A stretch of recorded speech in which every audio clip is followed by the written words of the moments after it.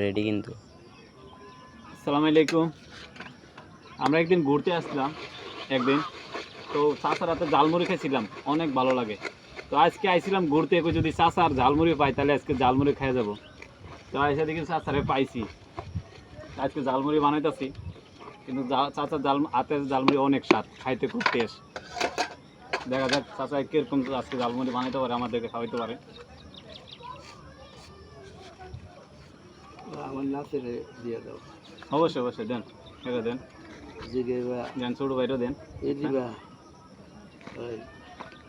তোর বাজে বহুত দরকার।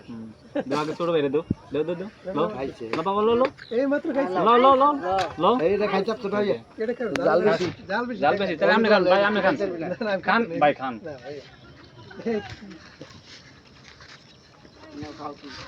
আচ্ছা, শুরু কর।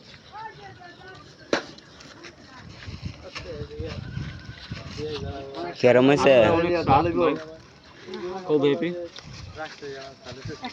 তাদের হাতে ঝালমুড়ি অনেক স্বাদ খাইতে। বন্ধ করে রাখবো?